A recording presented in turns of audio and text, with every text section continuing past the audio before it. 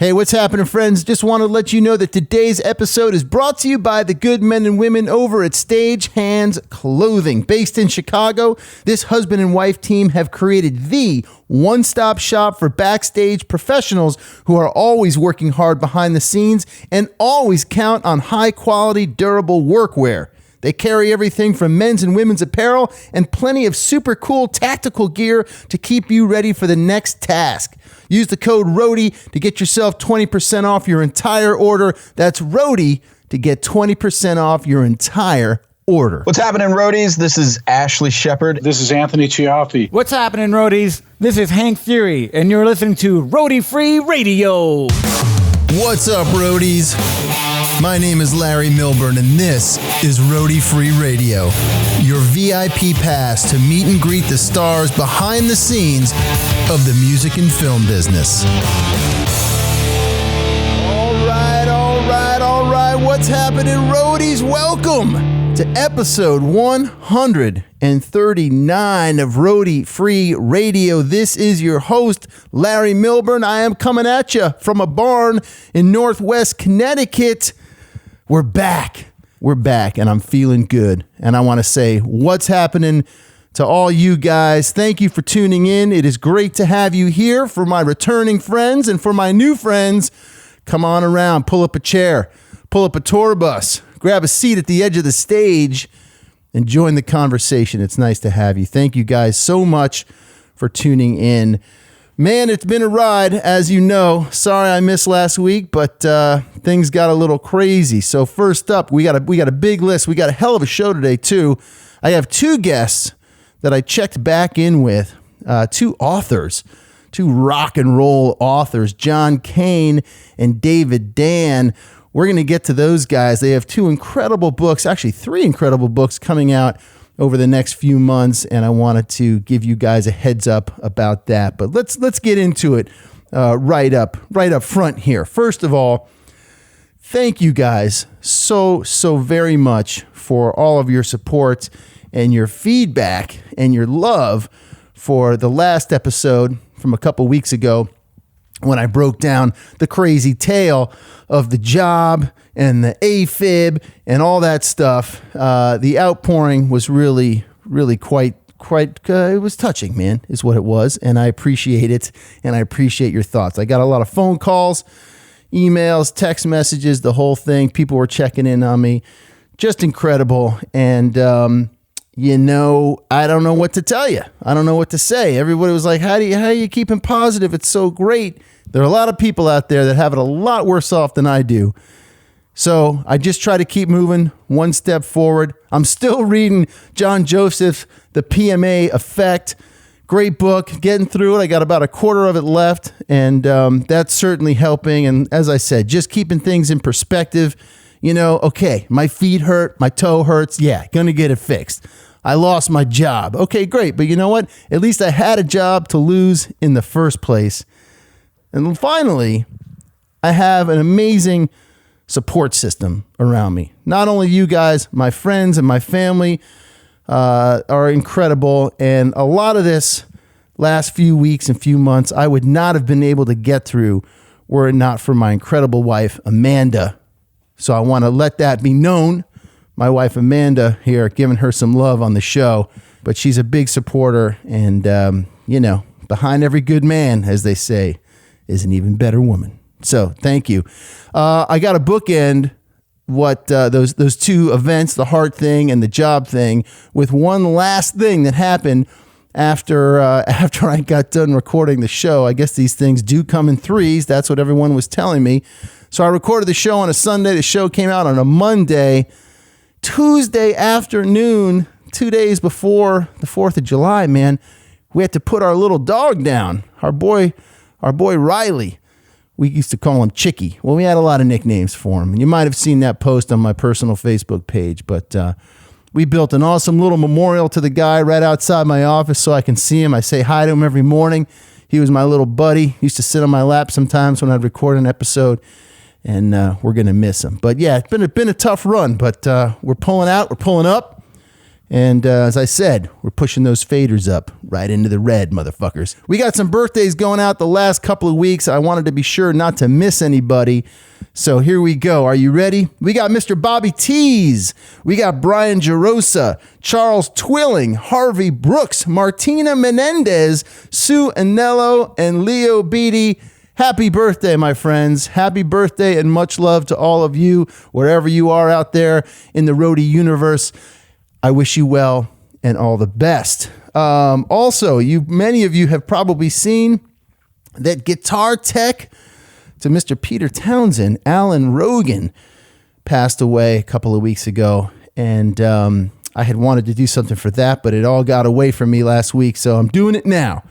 Alan Rogan with Peter Townsend and The Who for over 40 years, joined the band right around 75, 76. There is a great tribute to him on The Who's website. If you go there, you can find it. Man, what a dude. He would have been a phenomenal guest. I can't get them all. I'm trying. We're going as much as we can, but sometimes the good ones slip away from us. So, Alan Rogan, wherever you are, I hope you are doing one hell of a guitar setup for someone special up there. Guys, keep a lookout. This episode, we're going to be talking to a couple of authors, and I'm going to try to get this guy on the show, Steve Gorman, drummer for the Black Crowes.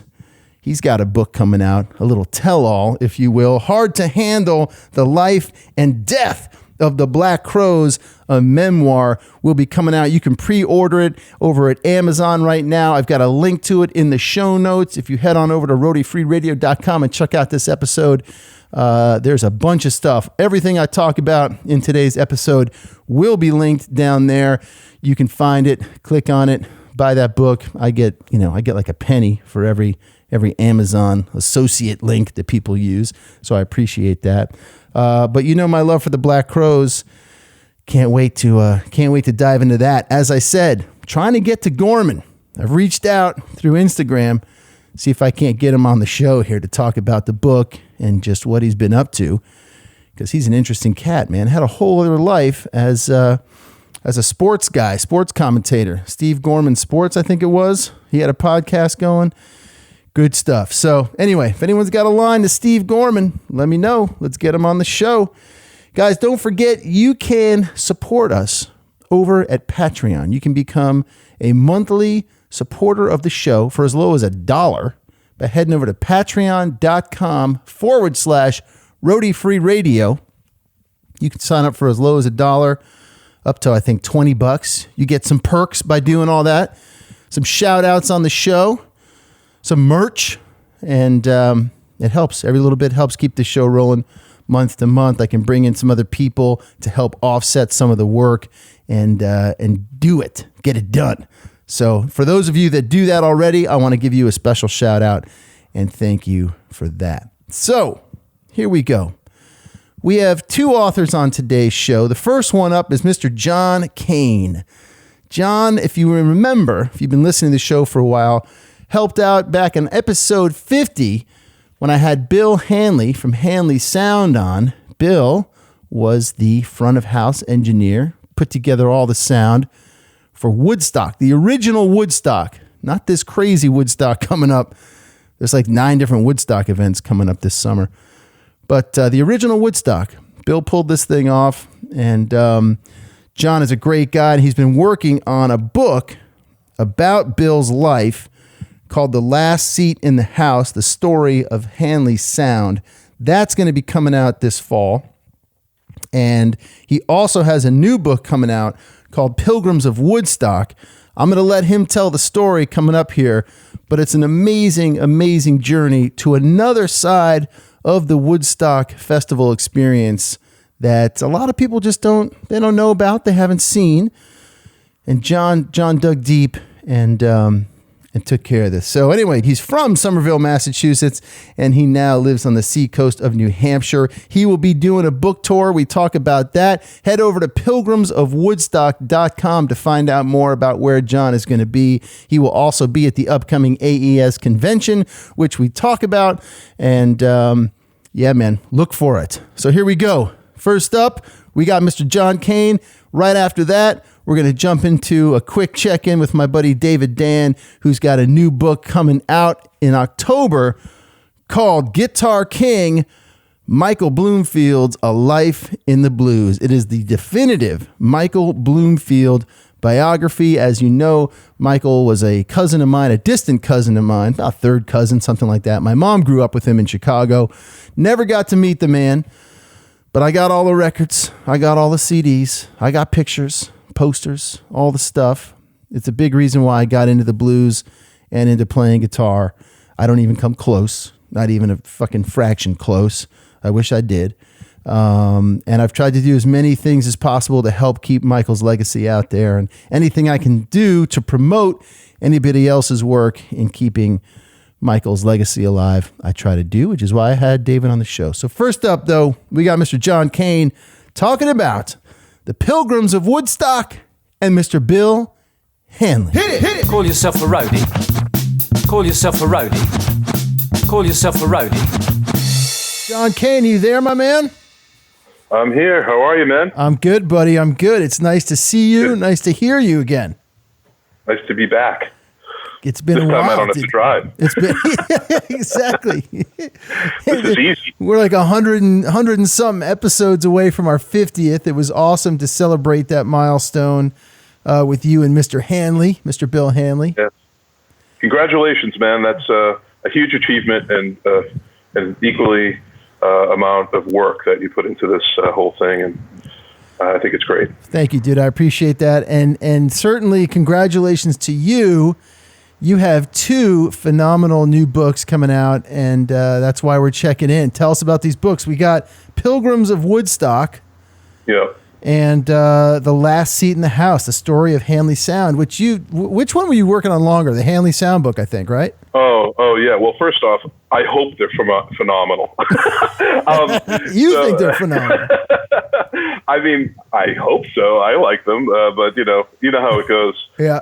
But the one thing I can say is a tremendous amount of thoughtfulness and meaningful intent went into both of these books.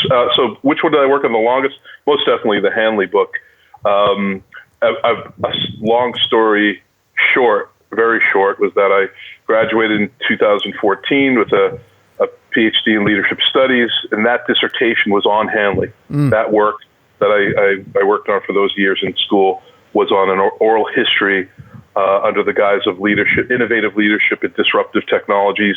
Hanley, of course, being the spearhead of both of those concepts, changing the way we listen to live concert sound out of public address is really the best way to describe Hanley's influence on a now,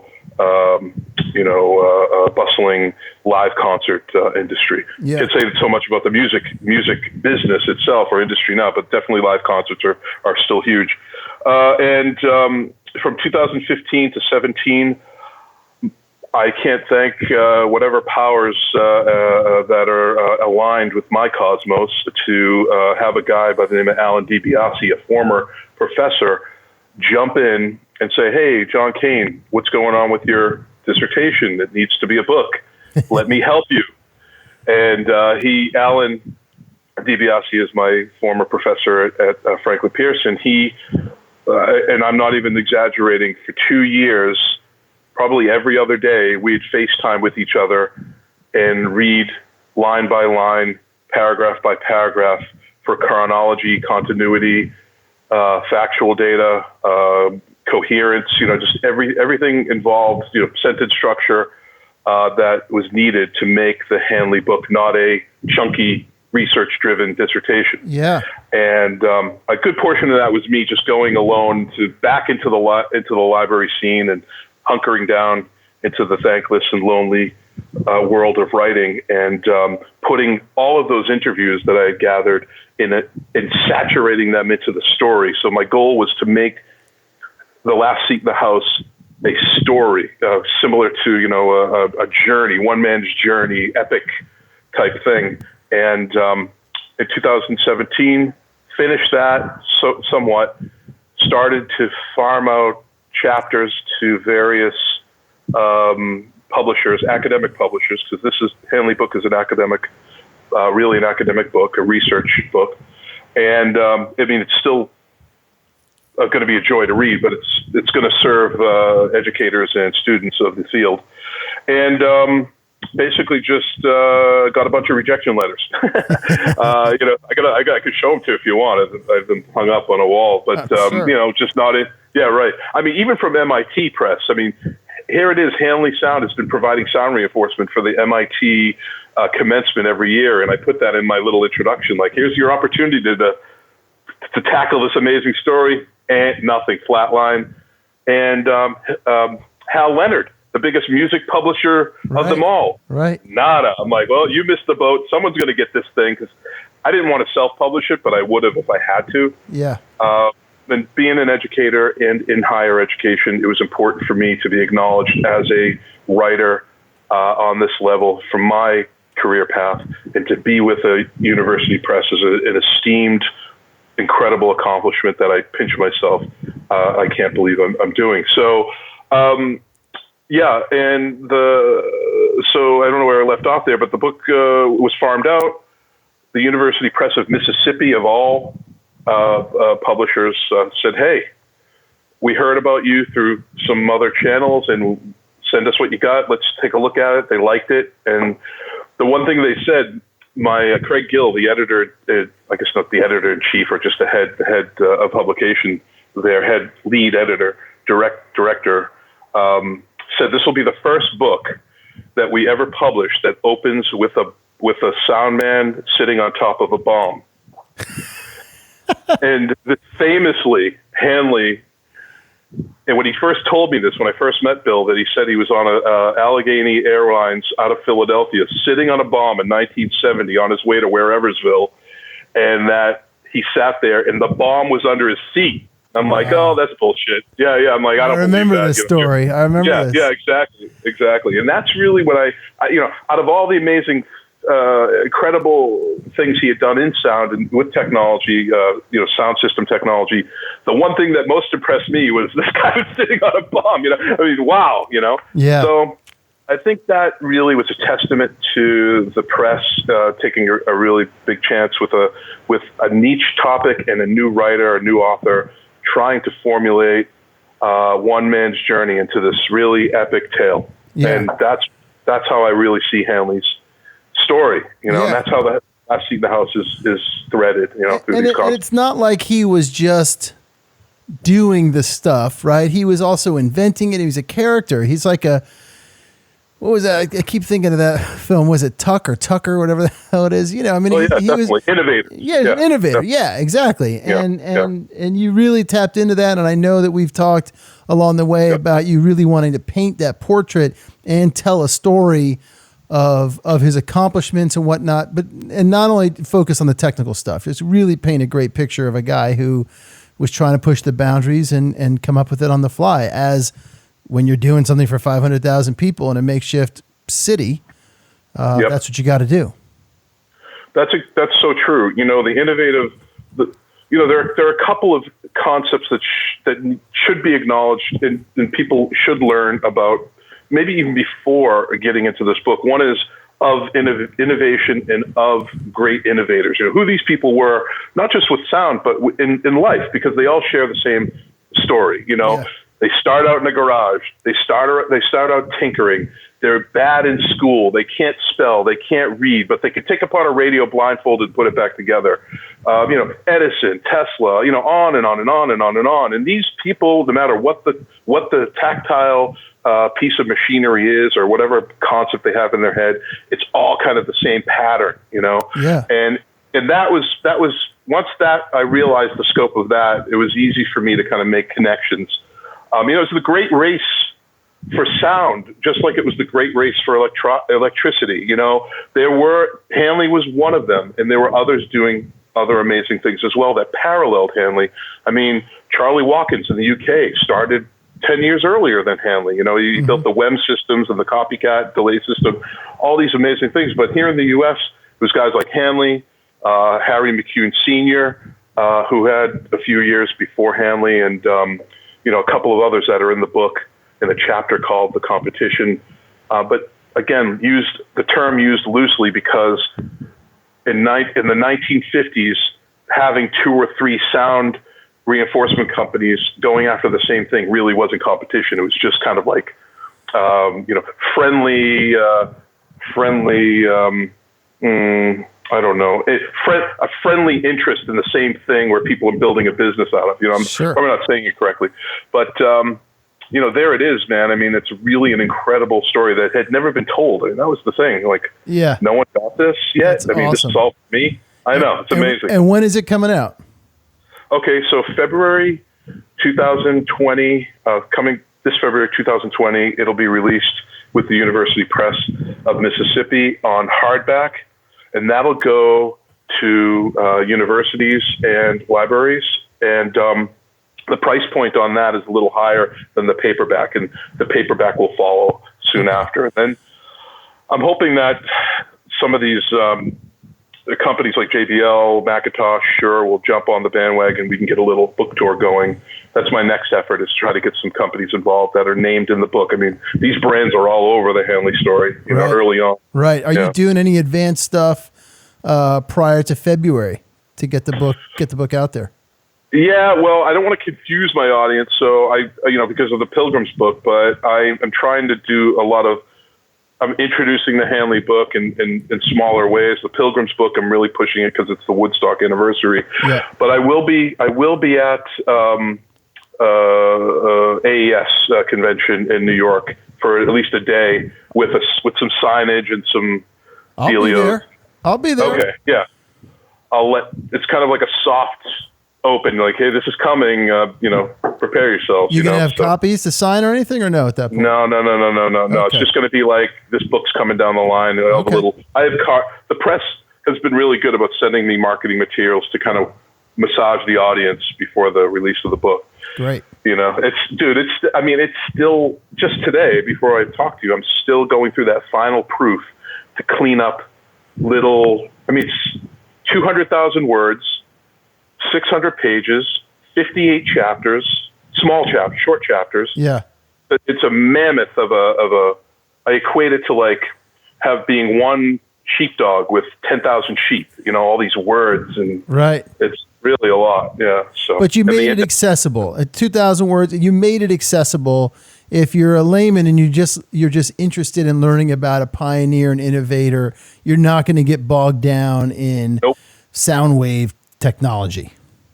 No, in fact, the book will serve just kind of a novice interest, and it will serve the technologically advanced interest. So Excellent. If there's a chapter on, let's say, Woodstock, there's several chapters just on the concept of Woodstock. One of those chapters is just on what Hanley used for equipment, what he did, what he used, how he deployed it. And that's a chapter someone could just skip over and never miss a beat with the whole story. So everything's really integrated and organized nicely for those who are interested for different reasons. Yep. Cool, man. Yeah. Good. So you'll be able to pick apart those things very easily or skip over them. All right, good. So, folks, if you're going to be at AES, look for John. Is Bill coming? I imagine he's going to be there. Oh, I'm going to have to. I'm going to have to put him over my shoulder and bring him in there or something. Right. Yeah. We'll drag him in together. So we'll look for you, man. Maybe we can do something fun together there. Yeah, totally. I'm open for it, man. Yeah. And then switching gears, but still staying in that Woodstock vein, we got another book, The Pilgrims of Woodstock. Tell me about that.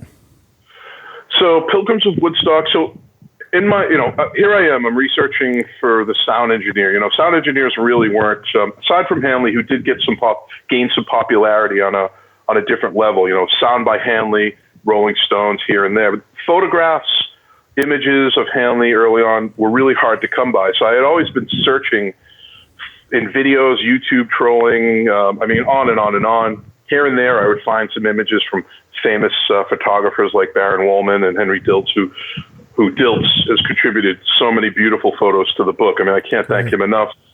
He's an awesome guy. So in my search for Hanley at Woodstock, in whatever photo collection I could find, someone pointed me in the direction of a collection of photographs that were up for auction, and I looked into it. And the collection was by a photojournalist named Richard F. Ballack from Brooklyn, New York. So Bellac is no longer with us. Sadly, he passed away. He committed suicide in 2015 in his 5-story. He lived on the top of a 5-story brownstone, and I think it's around early 80s. That's how old he was. Wow. And he had worked for Harper's, Newsweek, various publications. Kind of not an amateur, but not really as known as other famed photographers. Just like a contributor, and he had a good eye, and he took some really nice photographs. But beyond nice, but a skilled photographer, I should say. But nothing to the level of Dilts or Woolman or Marshall or anything like that. So I find this collection. I look at it. I call the outfit that is running the auction and that has acquired the rights and all the deal for this thing, and I picked their brains because I needed to know more about it. And then I bought it. I mean, I'm not someone who does this sort of thing, acquires or acquisitions collections, but I thought, well, there's a lot of photographs here. I see some photographs of the sound towers and the mixing console. I'm going to take a shot. So I bought the collection. I analyzed it. And there's a few that I could use relevant to Hanley, but really not. So I thought, what am I going to do with this now? I could probably resell it or whatever. And then what happened was this kind of coincided with my rejection letters, and the University Press of Indiana said, hey, we really like what you did with the Hanley book, but with Woodstock coming up, we'd like something more for a trade audience, just kind of a general audience, a general interest in Woodstock. Would you consider extracting the Hanley Sound story, Woodstock story out of the book and just making it a separate book? Because I legitimately could, given its length. And I said, no, I mean, it's just going to create a conflict with the other press. I'd rather not get into that, Yeah. And they're looking at selling books. I'm looking at educating a long-term audience, because there's no book like Hanley's book out there for the field of audio. And but I did say to them, I said, because I didn't want to miss the opportunity to be published. So I said, I got something in mind. Let me get back to you. And I didn't have anything in mind. I just said, yes, I'll do it. I'll get back to you. Something's there, Yeah. So I kept thinking, and I'm thinking like, wow, I know a lot of people involved with Woodstock, from the production side to just general folks who attended. I mean, I have a wide network I have a Rolodex in my phone of just everybody that I've ever met. So I pitched the idea around to some friends and family, and just average, just kind of like people who could give you an honest opinion. I said, what about a book just on the audience experience? Many times people say, in reflection of Woodstock, the real performers of Woodstock were the audience, not the people on stage. And I dove deeper into that concept and thought, well, I have these photos, which uniquely Bellac only took shots of the audience. He did not take any photographs of the stage. Wow. And I think that's why the lot didn't sell, was because there were no images of Hendrix, Joe Cocker and all that. Right. It was just a lot of pictures of the hog farm, a lot of mud, and the typical landscape that we're so familiar with Woodstock over those 4 days. So I sent them the idea for Pilgrims of Woodstock, an audience-centric examination of what it was like to be there, coupled with never-before-seen photos. And I knew that would generate interest, because who doesn't want to see never-before-seen photos? So, but aside from that, when I received Bellac's package in the mail, negatives, contact sheets, some of his writings, I felt a huge weight on me of responsibility to try to get his name out there and to get him known, because I think if anybody took a look at this stuff, they would realize that he was trying to articulate in some way to share his photographs with a wider audience. For example, early in the 2000s, he writes that he wanted to try to put his stuff up on a website, and I'm glad he didn't, because we know what happens when you put photos up on a website. So it was important for me to not only kind of now dig deep into Bellac's life, but also dig deep into this counterculture that shared the sense of togetherness over these 3 or 4 days amid these tumultuous environmental challenges, right? Logistical challenges, environmental challenges. And that's how Pilgrims of Woodstock was born. It's really an examination of what Woodstock was who Belak was, how I constructed the design of the book, and then who these counterculture people are, and then the photographs and interviews, 30 plus interviews, are chronologically merged with Belak's photographs because he had organized his contact sheets by day. Wow. For 2 days. Yeah. So it was, I didn't want to create another hippy dippy LSD book with a tie-dye cover and groovy letters, man. I mean, you look on Amazon, it's just like, it's all right. I'm a Gen Xer, and I was introduced to Woodstock at age 19 at a video store. I got the double VHS. I popped it in, and I was like, holy shit, like, how did this happen just 20 years ago? You and I are the same age. Right. Like, when you were 19, Woodstock was just 20 years old. It's crazy. It's not 50 years old. Yeah, it's still fresh, right? Yeah, the vernacular, the vibe is still there. So I thought, wow, man, this is incredible. Woodstock, what was it?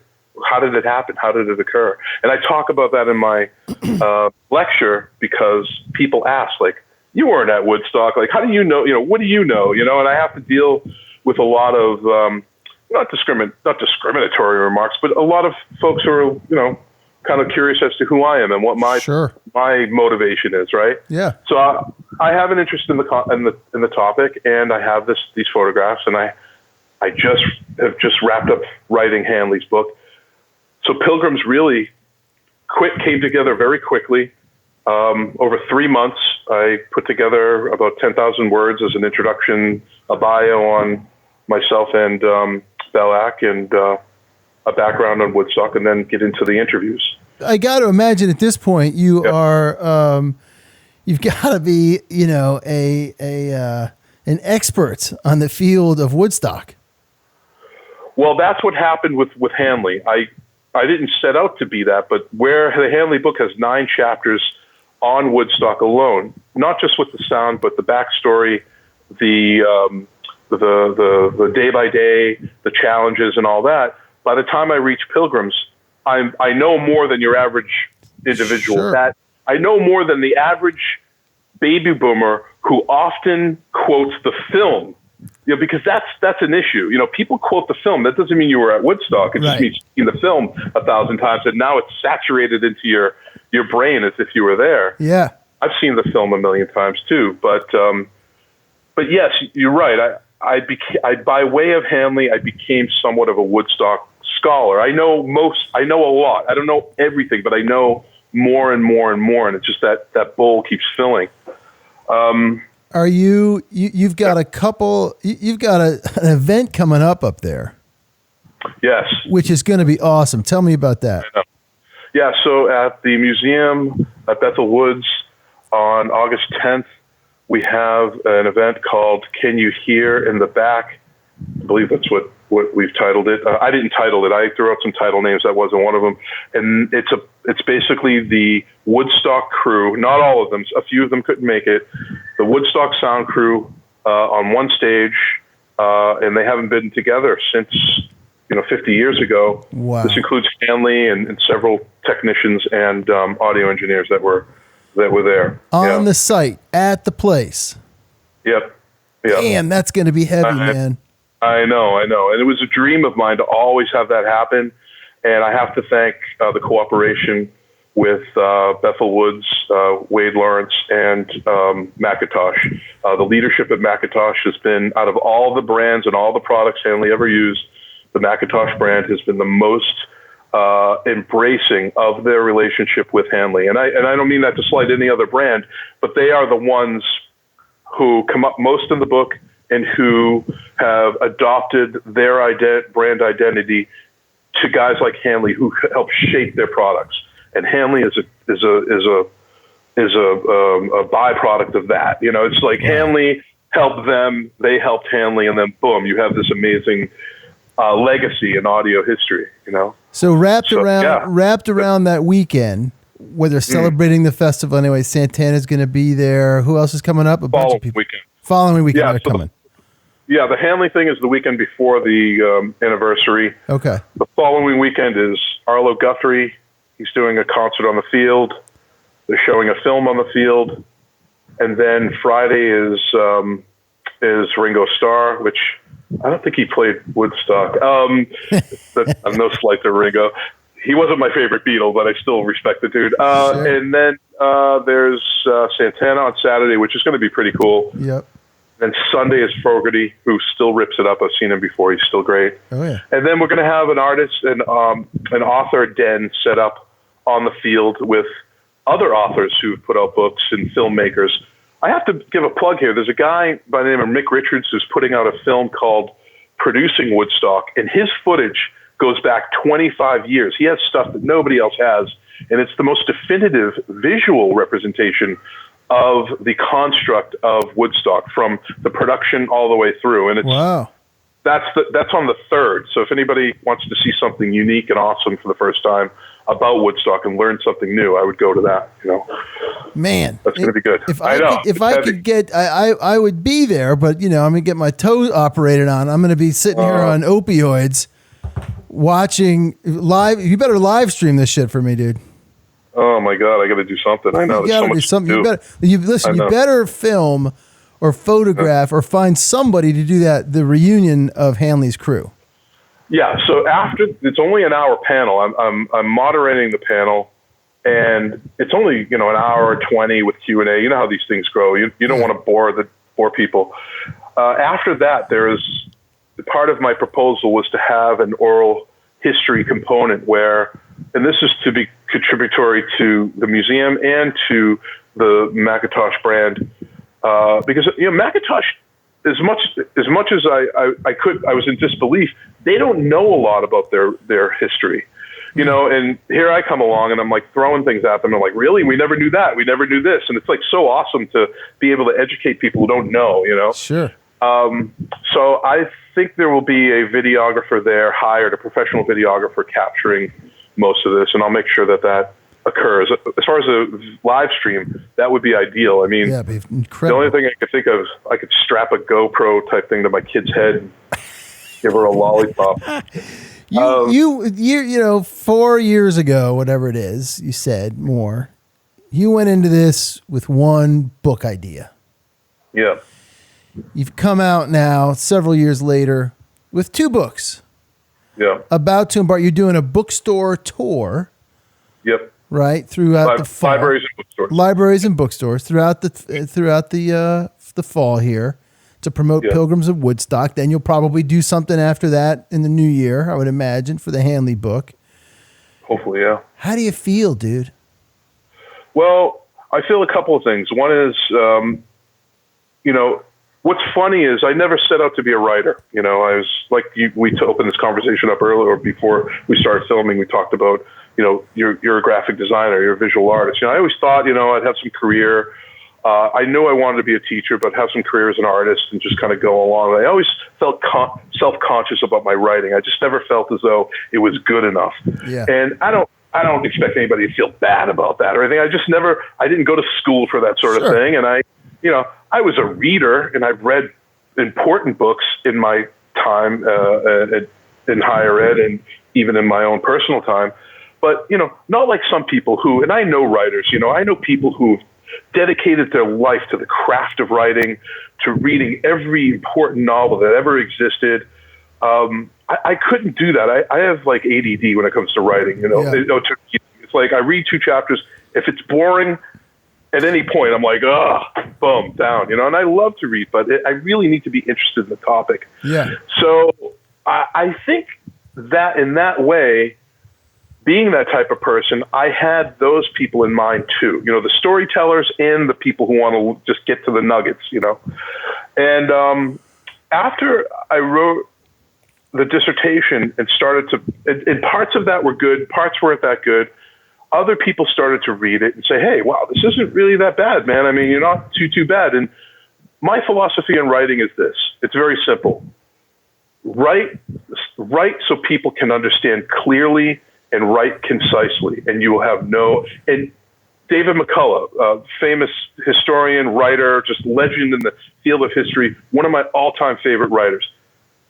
Not the best, a fiction writer in the world, not the best nonfiction writer in the world, but an intelligent man who could tell a story and make dead people come alive. Right. And I love, and he does it really, really well. And I asked him, I said, do you have any suggestions for a new writer? Because I saw him speak he put out the Wrights Brother book, and I saw him speak in Cambridge. I said, do you have any suggestions for a new writer? I went up and asked him. He goes, like Charles Dickens always said, make me see.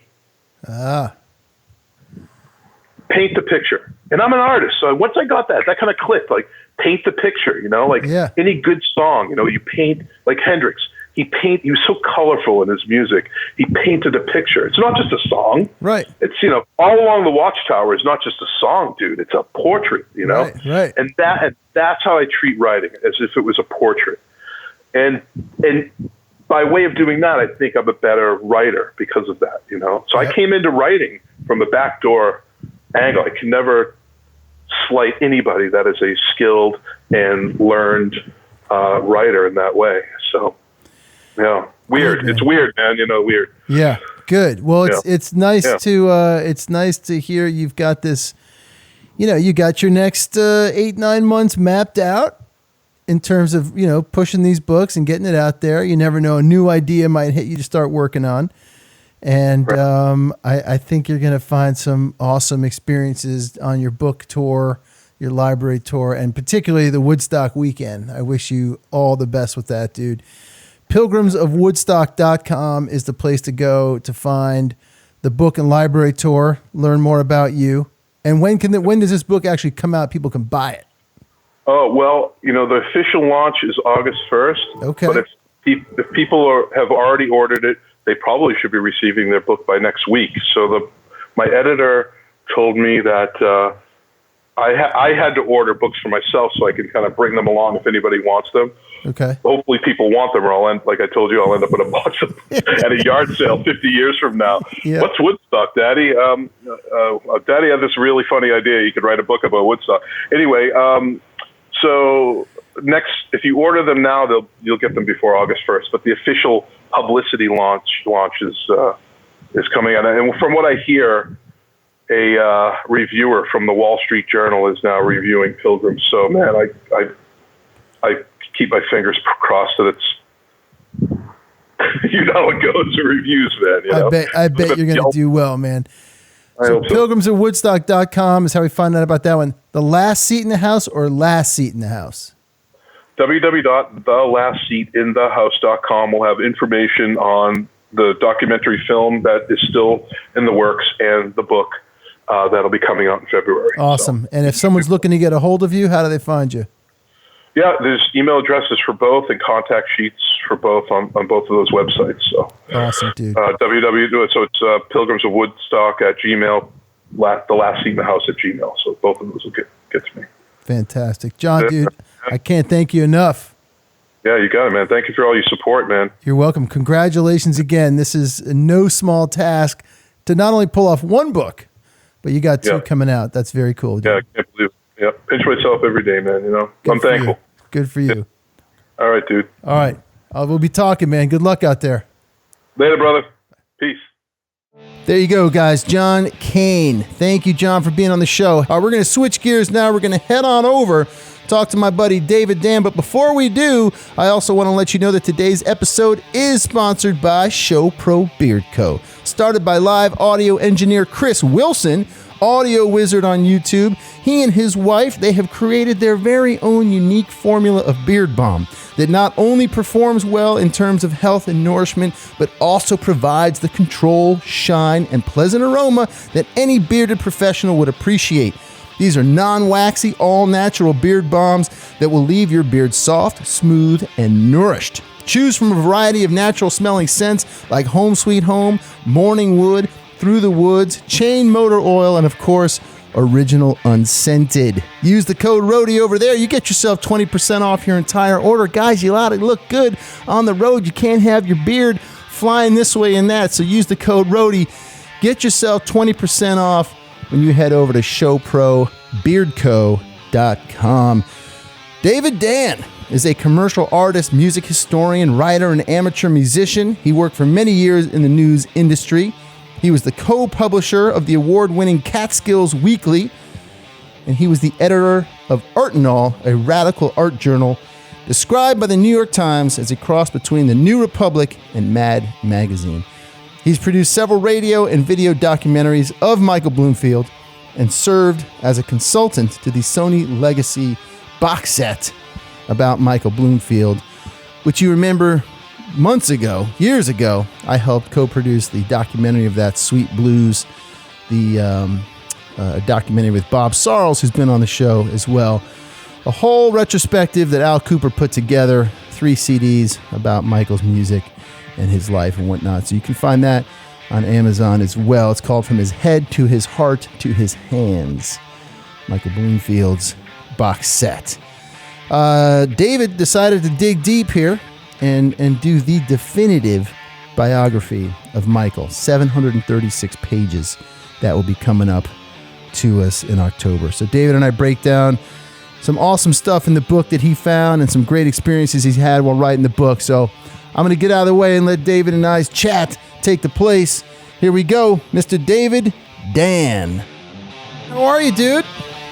Larry, it is a pleasure to hear your voice once again. So great to talk to you. You as well. It's been a while. I think you were on like in my first year of doing the podcast, and at that point, that was like almost 3 years ago. At that point, I know we talked a little bit about the book. You were deep in it then, and now you are done basically with a pending release date of October 15th. So how has it gone? What is going on? Are you still with us, man? It's when we last talked, I was up to my eyeballs in trying to get the manuscript to the editor, my long-suffering editor at the University of Texas Press, Robert Devens, who has stood by this project, I must say, right from the get-go. But it's so nice to talk to you now that it is done, Larry. I can tell you. It's a great relief. I bet it is, man. But it's a fairly formidable biography, certainly the most extensive biography of Michael Bloomfield that's out there. There are several other very good books about Bloomfield. But this one, for people who are Bloomfield aficionados, I think they'll really enjoy the book. And for those people who don't really know the work of Michael Bloomfield, they're going to discover a rather remarkable and important, pivotal figure in the music of the 60s. And I think they'll enjoy the process because I worked really hard to make this book as readable as a good novel. And it wasn't all that difficult because Bloomfield's life reads like a really good novel. Right. So it's called Guitar King, Michael Bloomfield's Life in the Blues. It's 736 pages, man. What were some surprises for you? Because I know you were a Bloomfield fan prior. So what were some what were some surprises for you coming out of this thing? Well, the thing that I guess most surprised me was Michael's career in the 70s was largely thought to be over by those people who were listeners to pop music at the time. And Michael sort of retired to Mill Valley and spent a good portion of the 70s just gigging locally. Mm-hmm. But he really was quite active in doing many interesting projects, movie soundtracks, also being sideman on many recordings over the course of 4 or 5 years in the mid-70s. And so he was really quite active, and I had always thought that, Bloomfield basically stayed home and watched TV during the 70s, and that's not really true. He was part of a lot of recording projects, and even some projects as odd as recording music for the Mitchell brothers, who were a couple of well-heeled pornographers in the San Francisco area, and were famous for doing Beyond the Green Door and other somewhat dubious titles. Of the phases, that you mentioned, and we've got the upbringing, we've got early days of playing in cafes and folk things and whatnot, and that whole folk movement. And then there's Butterfield and Newport and Super Sessions and Dylan, and then the 70s. What was the hardest period to gather information from? I would say those very early years were a real challenge because, once Michael connected with Paul Butterfield and the first Butterfield recording, a lot was known about Michael because, he was a rising star in the blues rock genre. But his early days, not so much was known about that, and I was very fortunate to hook up with a number of Michael's friends when he was not only in high school but also in grade school. And so I learned quite a lot about his early days and his days going down to the South Side and sitting in, even though that was somewhat known, I learned a lot of information about it, and it was fascinating because to talk to some of these men and women who knew Michael in those days, their memories of him were vivid, and it was quite entertaining to discuss those heady days with Michael Bloomfield. And I learned quite a lot about him and his personality from those generous donors to the project. What can you share a little bit of that? Sure. Michael, I think when we talked last time, I had mentioned that Michael had taken a trip to see Elvis when he was 19 years old. Yeah. Which is something that I didn't know, and I'm sure most Michael Bloomfield fans had no idea. But one evening, he was with a couple of friends in Glencoe, which is a town north of Chicago, the suburb town where he was living with his parents. And they were cruising back to the North Shore after a concert in the Loop. And Michael said, you know what, we got nothing else going this weekend. Let's go to Graceland. And, the guys in the car basically turned around and headed off to Memphis and got there a couple days later, drove up at about midnight at the gates of Graceland, and of course it was all locked up and lights were out. And there was a guard in the guard booth at the gate, and Michael hopped out of the car with his guitar, and he said, we want to see Elvis. We want to check in with Elvis. We're the biggest fans of Elvis. We want to see. And the guard said, well, you can't see Elvis because it's after hours, and you can't see him anyway because he's in Las Vegas making a movie.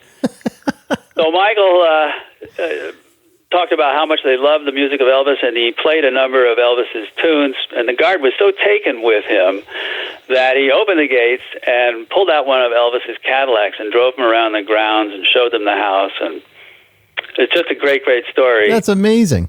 Yeah, really. And, of course, Michael was a huge Elvis fan. His early days were sort of split between rock and roll and blues. In fact, he often said he couldn't really tell the difference between the two.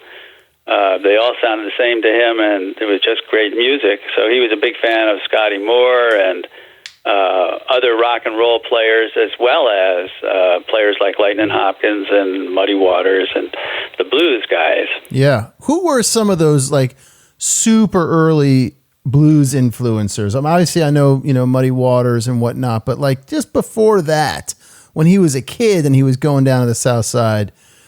Well, I know about very Big Joe. Early influences was Lightnin' Sam Hopkins. He was a big Lightnin' Hopkins fan. I think even before he became obsessed with Muddy. There was a little record store in Glencoe, and every now and then, they would, in the racks, they would have a couple of blues releases that would appear for some reason, and Michael, of course, would snatch them up, and one of the early recordings that he got was one of Lightnin' Hopkins' records. And another influence was Chuck Berry. Right. Chuck Berry, Michael knew the pop music and rock music that Chuck Berry was doing, but he also did a number of blues tunes, including an instrumental called Deep Feeling, I think is the title of it, although I may have that wrong. And it's interesting because it was played by Chuck Berry on lap steel or a slide guitar, a Hawaiian guitar. Very unusual recording for him. And Michael was just knocked out by the kind of vocal quality that Berry got. So those are a couple of very early influences, and pretty soon, by listening to the radio at night, he was able to hear many other great blues players, including Muddy and Howlin' Wolf and Otis Rush, and some of the other greats, of course, B.B. King, Albert King. Yeah, Albert King was a big one on him too, right? Oh, absolutely. Yeah, that was later. Michael, basically, I think he put Albert above Jimi Hendrix as a master of the guitar. Wow. Is saying something. Yeah, absolutely. And what about Big Joe? I always loved that little book, Me and Big Joe.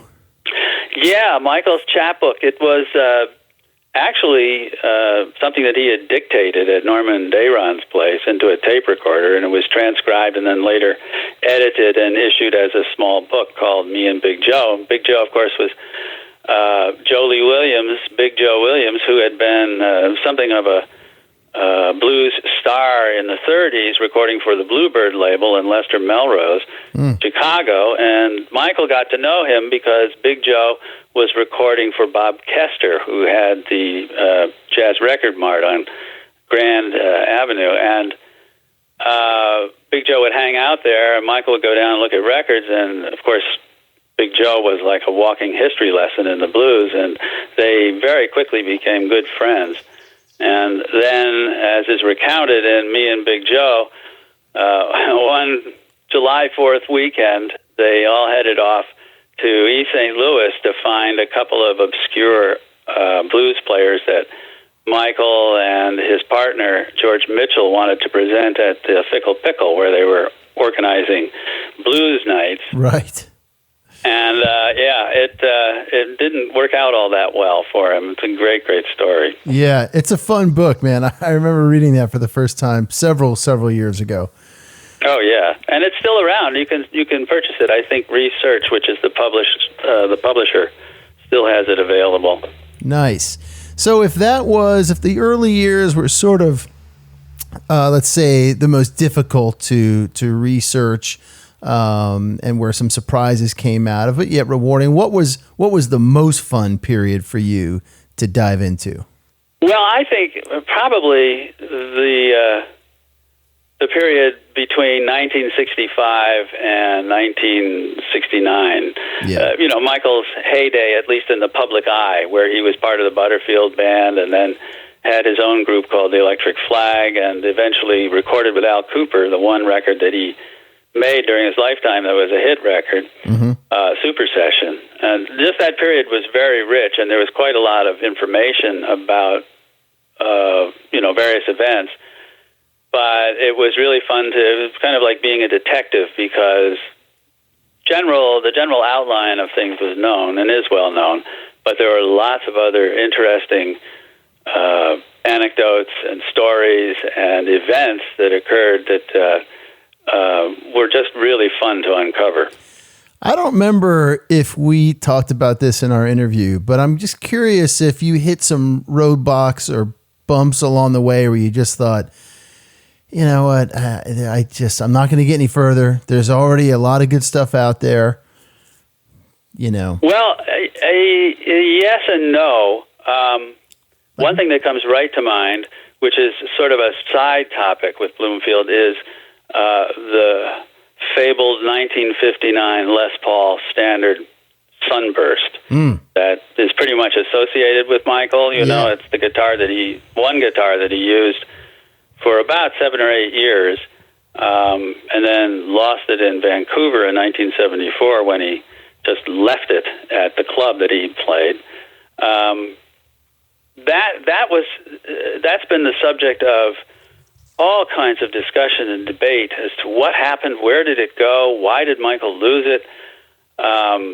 And I had a lengthy correspondence with the late Canadian guitarist Chris Oakey, and he was searching for it. He had owned it at one point, and it was really like going down a rabbit hole trying to uncover information about this instrument, which Tony Bacon, the great British author who knows all about electric guitars and in particular Les Pauls, speculated that if Bloomfield's 59 were to come on the market, it might fetch as much as $1 million.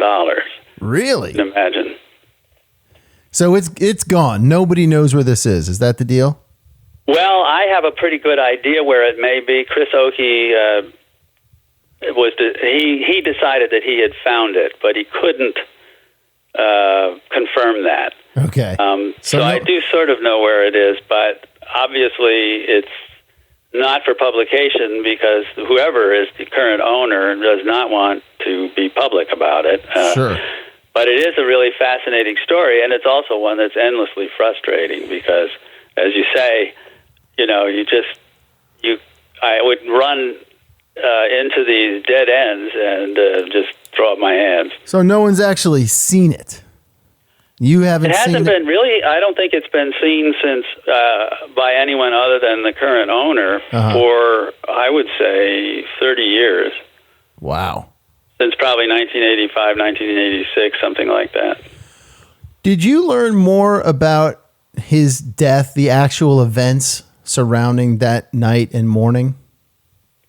I did learn a few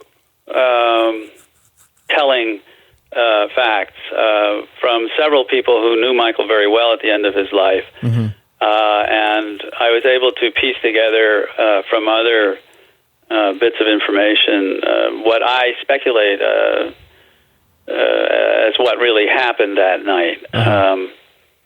There are several other publications out that also try to determine what happened to Michael, and I think it's probably not as mysterious as some of his friends during the period in the 80s thought it might have been. Mm-hmm. I think he went to a party by himself, which is something he rarely ever did, and he was given some substance which caused him to overdose. And I actually had a secondhand report from someone who was at the party who said that when they, no one was really focusing on Michael and he was out of it, and they realized that he was out of it, they were able to rouse him, but then he slipped under again, and then it was too late.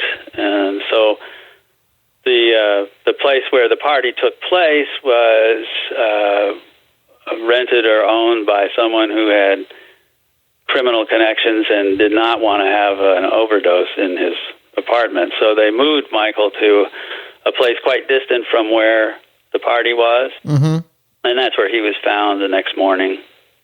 Wow. Yeah. And so I go over it in a fair amount of detail in the book,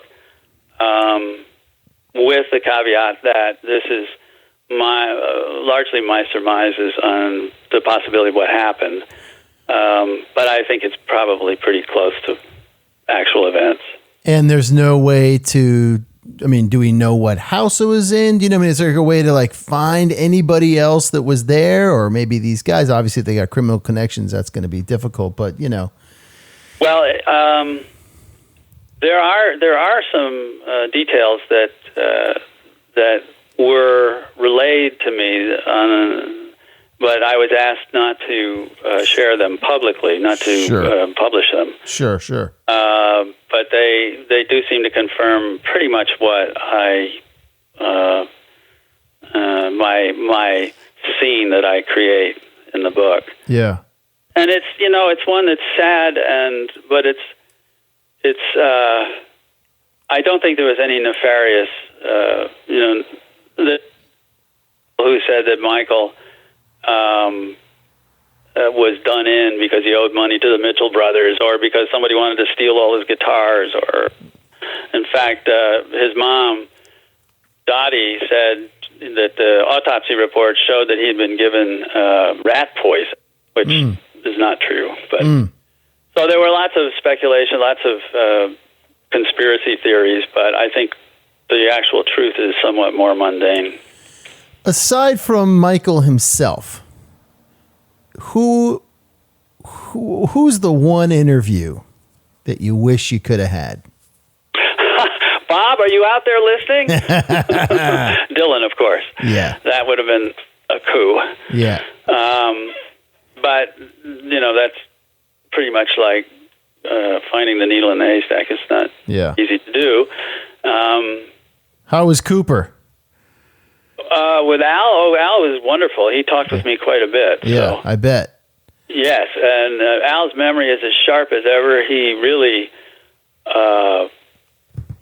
understood Michael in a way that many of Michael's fellow musicians, they didn't have that depth, but Al really did, and he shared that with me, and was a large part of certainly talking about Super Session and also the Dylan Highway 61 sessions and the later live Super Sessions. Al really opened up that for me and gave me some insight into the dynamic of what was happening. And Michael, I think at that period was pretty unstable emotionally. He was using heroin fairly regularly, and his marriage had just broken up, and he'd just been publicly humiliated by Ralph J. Gleason, who was, one of the great critics in jazz and pop music. Right. He was going through a lot of stuff, and I think Al understood that and gave me some really great insights. Nice, man. And you talked about his musical contemporaries and other guitar players who I'm sure you interviewed a lot of them. What was their, general consensus on Michael? True genius, just a talented guy, right place, right time? I think many felt that Michael really was the smartest guy they'd ever met, that he was the most hyper person they'd ever met, that he was of a magnitude level much higher than most guitarists in the industry, second only maybe to Jimi Hendrix, and on a level with Clapton. And most of them talked about the impact that he had when he arrived, particularly on the West Coast with Butterfield, and was doing East-West and Work Song and some of the other extraordinary demonstrations of guitar virtuosity that he was capable of. And I think, he sort of turned all the little boys playing electric instruments after giving up folk music, turned them all into men because they listened and heard what he was doing, and really started to woodshed in a serious way. And they all, to a person, really liked him. There were very few people that were interviewed by me or by Bill Keenum and Jan Walken who shared their tapes with me, where somebody would say, he was arrogant, he was full of himself, whatever. And very few people said that. Yeah. Well, I've definitely heard, that he was a giving person, but also didn't suffer fools. No, that's very true. On the other hand, if he sensed that a person was open and willing, it didn't matter if they were foolish. It didn't matter if they were, he sensed their sincerity, and that was a big thing with him. It was that way with music. Michael was hugely eclectic in his taste, and it's often thought that, because he's such a great, great blues player, that was the music that he was attuned to it. Right. But he listened to all kinds of music. He loved the most, sappy country tunes. He loved Broadway shows and musicals. He was a big fan of gospel music. Some of his gospel records, the obscure recordings that you can get, are fantastic. That's true. They're really, there was a series of recordings made at McCabe's Guitar Shop in Santa Monica. 1977, I think it was. Yeah. And he does some marvelous gospel performances there that really just are some of the best I've ever heard on guitar. What's your personal favorite record?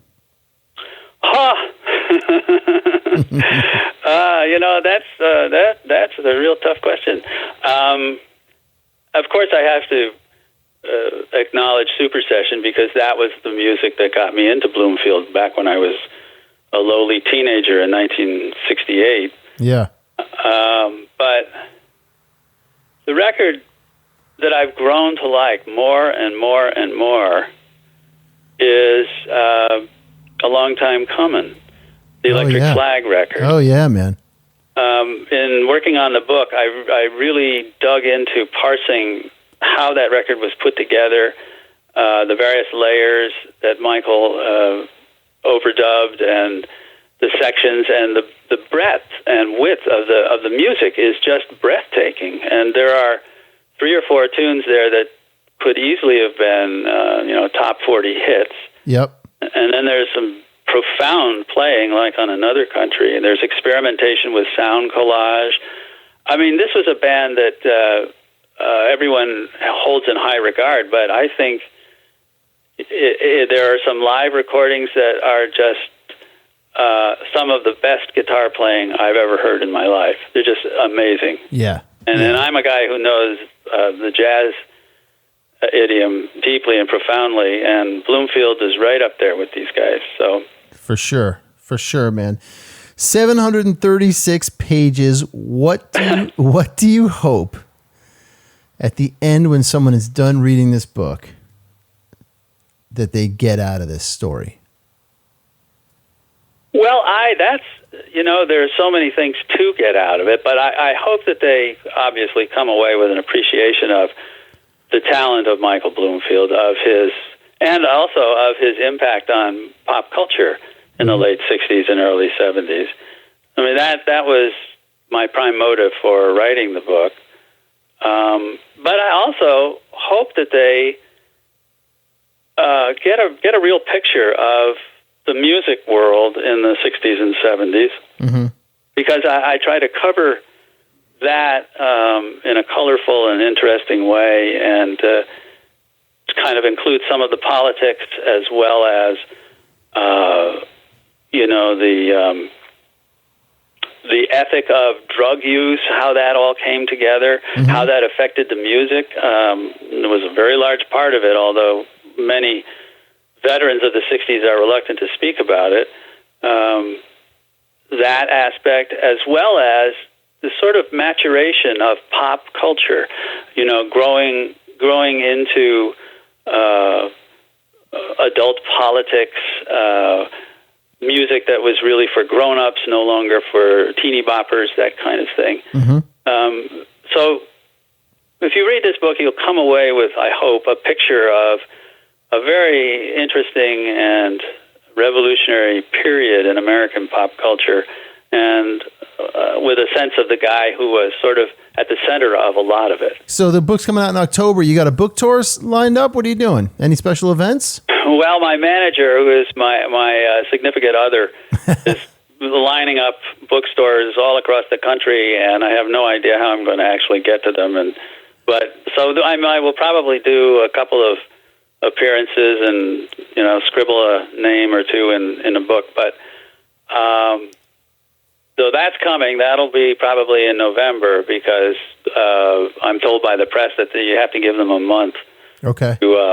To get books in the stores, but that's as far as I've thought at the moment, other than having to do endless social media stuff, which I'm told I'm supposed to do. So you just do what you're told. I know. That's it, man. I know the feeling, buddy. I know the feeling. Well, good, man. David, I thank you so much, first of all, on behalf of all Michael Bloomfield fans and the Bloomfield family and its extended family, which is me, for undertaking this endeavor. And I thank you for coming on in what is probably a well-needed rest to talk more about Bloomfield. And we look forward to getting the book and getting it out there, and hope you get out there, man. Absolutely, Larry. It is a pleasure to talk to you. Thank you for giving me the opportunity. And we're getting a copy of the book to you, and I hope that you enjoy it. And, I'll come back and we can talk more about Michael. I can talk endlessly about him. Sounds good, man. No, you take care, Larry. We'll talk soon. All right. Bye-bye. Bye. All right, guys, thank you so much for tuning into this week's episode. A special shout out to John Kane and David Dann for tuning in and giving us some knowledge about their new books that will be coming out shortly. Stay tuned for that. Guys, stay tuned next week, episode 140. My guest is front of house engineer and production manager Hanford Pittman. During the week, you can follow us at Twitter, Facebook, Instagram, SoundCloud, iTunes, Google Podcasts, YouTube, and Spotify. all as Roadie Free Radio. Check out the website, roadiefreeradio.com, and send me a note because you know I want to hear from you. That's info@roadiefreeradio.com. And my friends, in the meantime, y'all be safe out there.